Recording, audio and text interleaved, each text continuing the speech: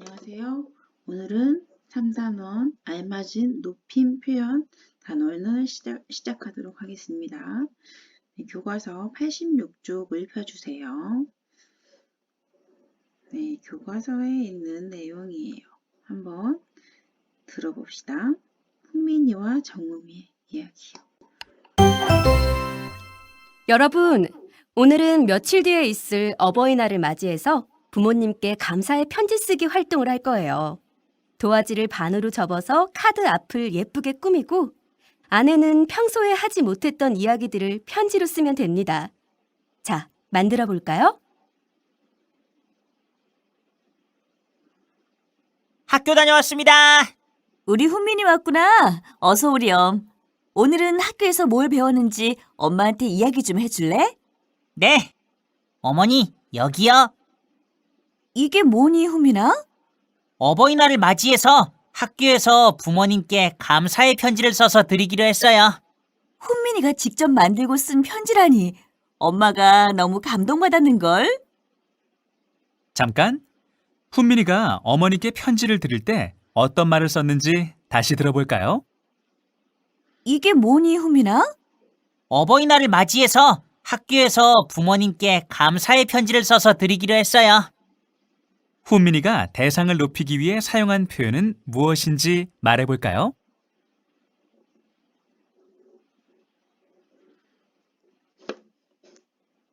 네, 잘 보았나요? 네, 우리가 어버이날을 맞이하여서 부모님께 감사 편지를 쓰기로 했죠. 그래서 예쁘게 훈민이가 하트 모양을 그리고 내용을 쓴 것 같아요. 내용을 감사 편지, 그리고 상대는 부모. 그럼 여기가 여러분 보이시죠?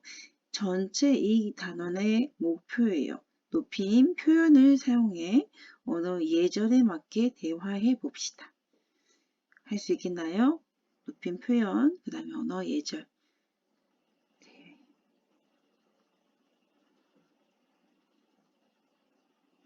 그리고 이 시간에는 높임 표현을 사용하는 경우를 알아봅시다.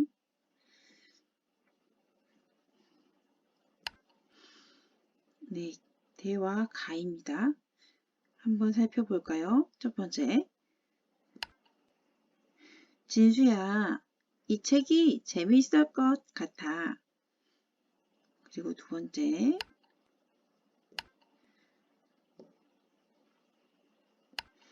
네, 아버지, 이 책이 재미있을 것 같아요. 앞과 뒤에 말이 다르지요. 상황은 네. 그리고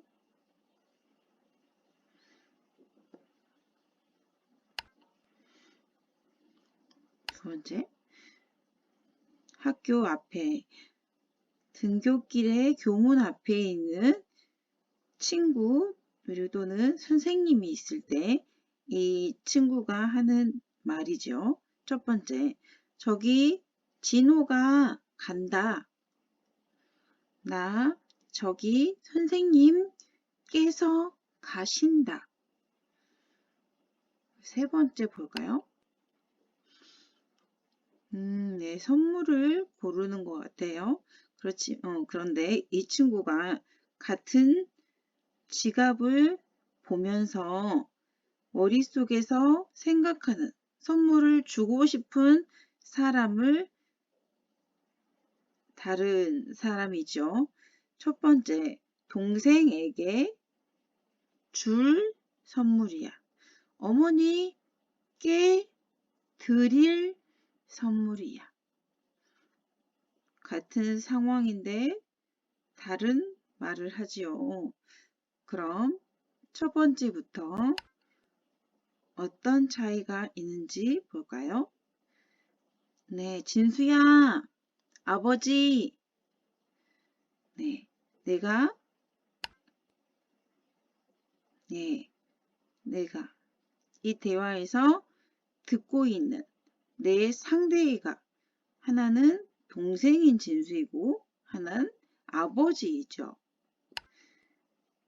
이런 상황입니다. 내가 말할 때 상대, 내 앞에 내 말을 듣고 있는 상대가 다릅니다.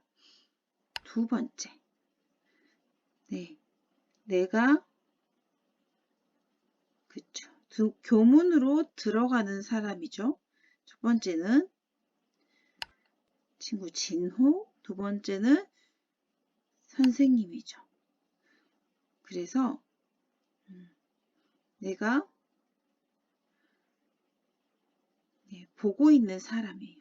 내가 보고 있는 사람. 그렇죠? 이렇게. 그럴 경우 그 상대가 어떤 행동을 할 때, 그 상대에 대해서 말할 때, 그렇죠? 그럴 때 진호가, 선생님께서, 그리고 간다, 그리고 깨서 가신다. 네, 다르네요. 세 번째, 에게. 네. 누구에게인지, 내가 어떤 행동을 할 때 누구에게인지에 따라서 동생에게 주다, 에게 주다, 그리고 어머니께 드리다. 네. 에게에 따라서 상대에 따라서 이렇게 다르네요.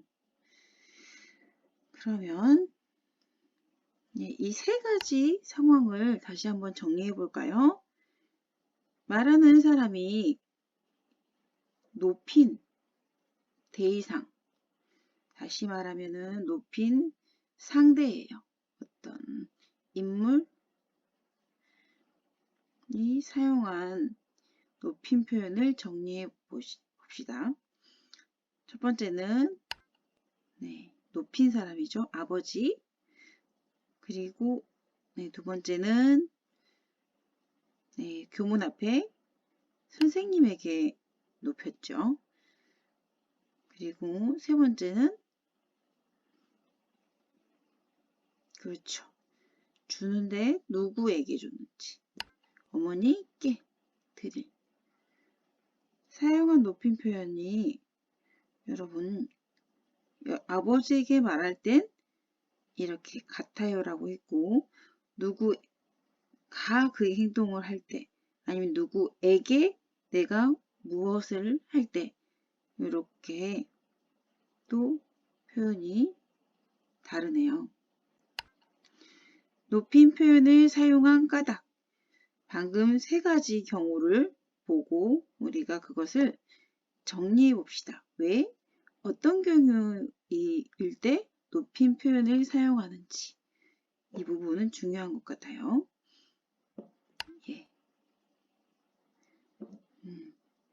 내가 말하고 듣는 사람이 기준이 내 말을 듣는 사람이 우더른이기 때 내 말을 듣는 사람이 아니면 내가 말하는 사람이 나보다 우더른이기 때문에 구별할 수 있겠나요?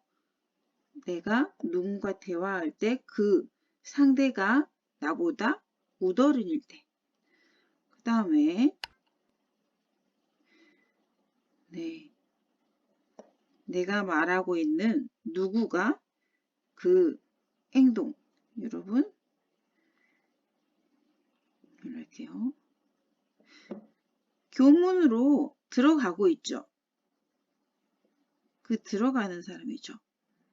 들어가는 사람이죠. 그리고 들어가죠. 그럴 경우에는 선생님께서 그쵸 이렇게 라고 했고 들어가는 것도 우더른이기 때문에 들어가신다라고 하죠. 사람일 때 그 뒤에 깨서 그리고 들어가 쉰다라고 하네요.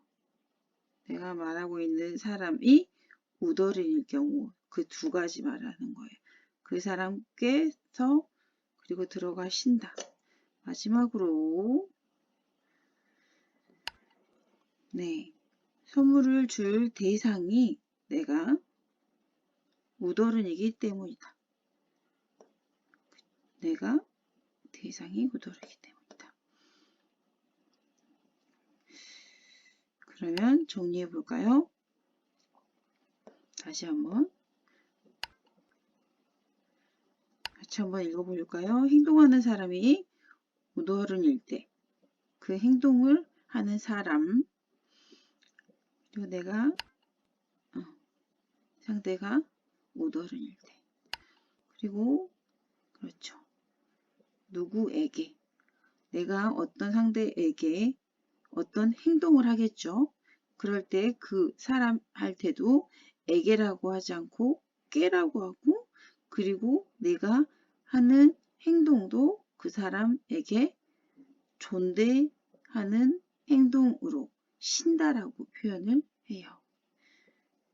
아니면 그 행동에 대한 높임 표현을 씁니다. 그럼 마지막으로 우리가 높임 표현을 사용한 경험을 말해 봅시다. 어떻게 했는지. 어떤 경우에 높임 표현을 사용했나요? 방금 예를 보았던 세 가지 그런 상황에서 여러분이 어떻게 했는지도 생각해 볼 수 있겠죠. 나와 대화한 그 상대방이 나보다 우더른일 때. 예를 들어 여러분이 제일 가장 많이 대화하는 대상 중에 우더른은 부모님이겠죠. 부모님. 또는 또 학교에 왔을 때는 선생님이겠죠. 여러분이 그럴 때 친구에게 쓰는 그 말과 다르게 높임 표현을 사용하죠. 그리고 또는 내가 어떤 사람이 행동하는 것을 볼 때 그 사람이 나보다 우어른일 때는 누구께서 그리고 그 상대가 어떤 행동을 하는 것에 대해서도 예를 들어 쉰다 이렇게 말을 하죠. 그 외에도 내가 어떤 행동입니다. 누구에게 할 때는 그 에게의 대상도 깨라고 바꾸고 그리고 내가 그 행동을 한 것도 높여서 표현을 하지요. 어렵죠. 그렇지만 여러분은 이미 그 표현을 익숙하게 잘 하고 있는 경우가 많은 것 같아요. 네, 이렇게 질문할 때 여러분이요. 잘 하고 있죠. 그 대상이 선생님일 때 이렇게 표현하기도 하죠. 어떤 높임 표현? 이런 식으로요. 높임 표현을 사용하면서 무엇이 어려웠나요? 어떤 것이? 헷갈렸던 것들이 있을까요? 한번. 네. 문장을 끝맺는 말이 달라 어려웠습니다. 이 외에도 여러분이 어떤 것이 어려웠는지 잘 기억해서 한번 적어보세요. 네, 다음 시간에는 국어 92쪽부터 높임 표현을 사용하는 방법을 알아봅시다.